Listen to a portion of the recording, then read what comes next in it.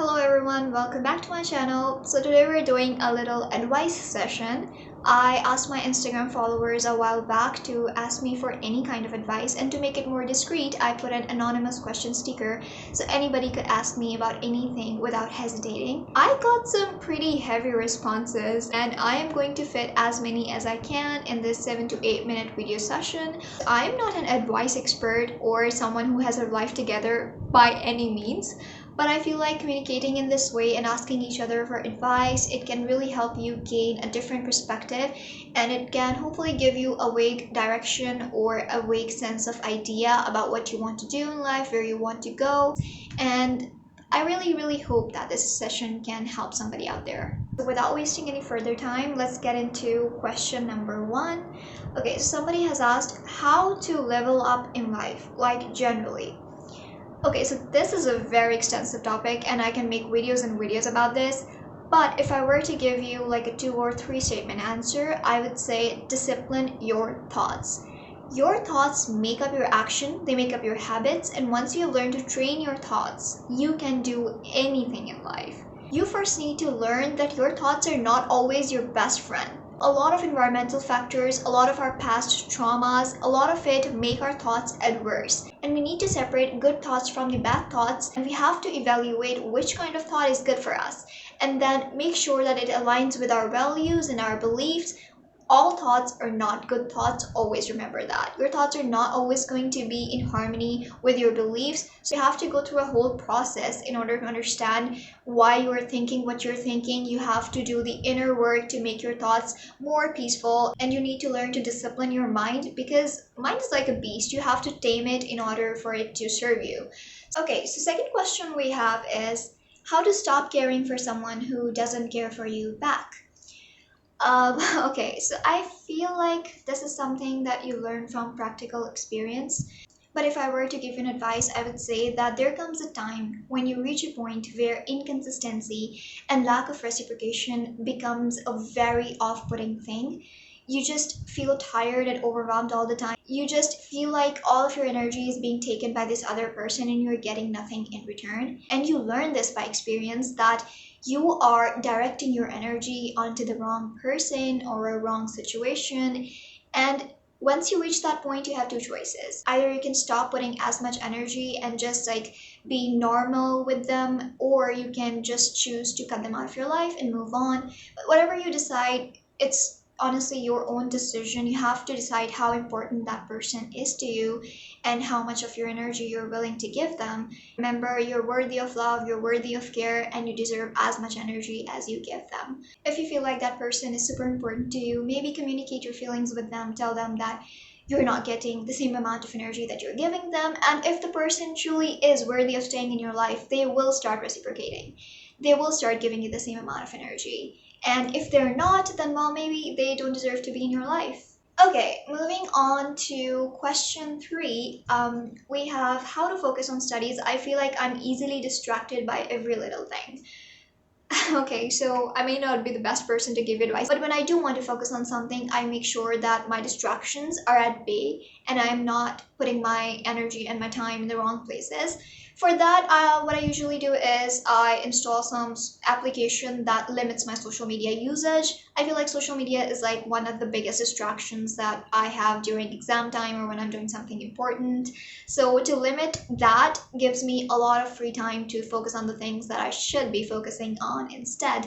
So limiting my social media usage is step 1 for me. Other than that, I make a proper study routine and a proper study schedule. I make sure that I wake up at the same time every day and I sleep at the same time every day, because that kind of creates a harmony and it gives you a huge handle on your routine. When you're doing something at the same time every day, it kind of just becomes your normal and you can easily do it without feeling overwhelmed or without feeling too tired. Also, there are like a lot of noises and sounds on YouTube that can actually help you focus. One of them is white noise. I did not know about this previously, but I just recently came across it. And white noise actually blocks out all the surrounding sounds.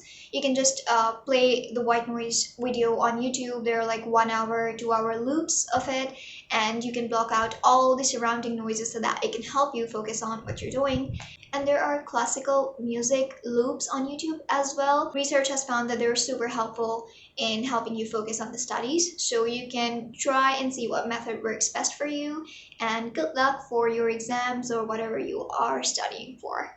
Moving on to the next question we have. I have social anxiety. I feel like it's really hard for me to talk to new people and make new friends.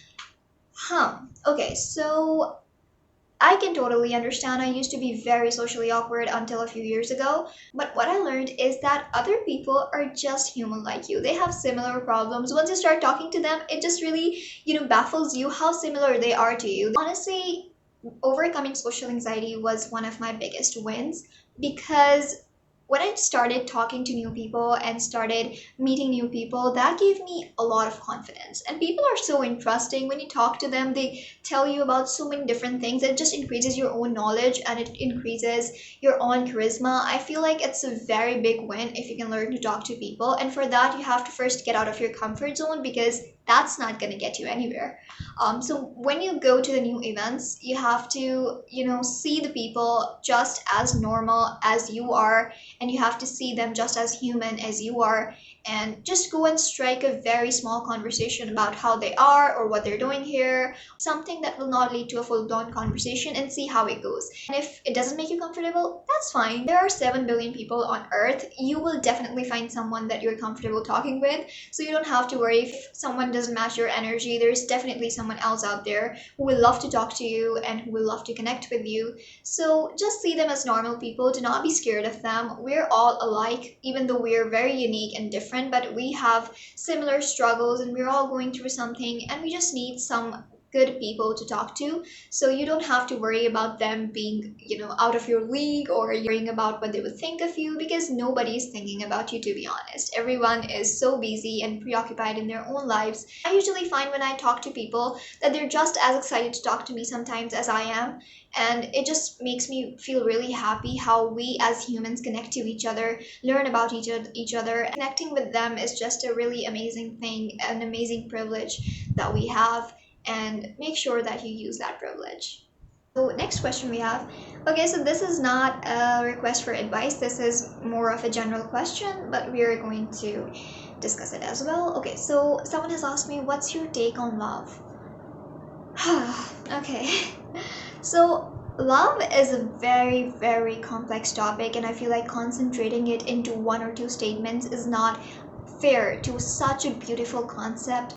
But whatever love is objectively, I don't care. Subjectively, for me, it is not giving up. Whether it's not giving up in something you believe in, whether it's not giving up on a friendship or a person, whatever it is, not giving up. And not giving up in love is like such a beautiful thing, that you know that there are going to be struggles, you know that you're going to suffer, but you dust yourself off, you brush yourself off, and you make sure that you're not letting go of something or someone that you love or believe in or want to keep in your life. And I think it's a beautiful thing. It's a very extensive topic. I can make a lot of videos about it and it still not be finished. Summing it up into 1 or more sentences is like a very difficult thing for me. So I'm just going to keep it at this, that for me, love is about not giving up, no matter how many times you mess up. There are so many more advices I want to go through, but we're going to do just one last because I don't want you guys to get bored. Or maybe we can make a part 2 for the rest of the advices I got. Okay, moving on towards the last question of the day.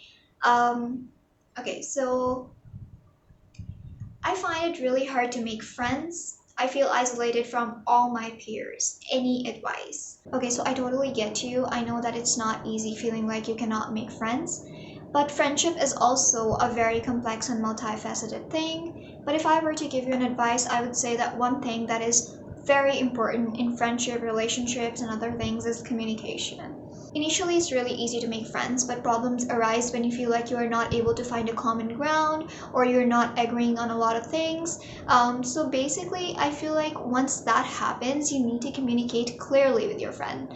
And you have to sometimes sacrifice your own, personal opinions and values and listen to other person and see where they're coming from, and then make sure that you guys reach a common ground. If you stick to your opinion and you bring ego in between, friendships cannot survive. Sometimes you have to put your own ego aside and put your personal preferences aside and truly listen to your friend.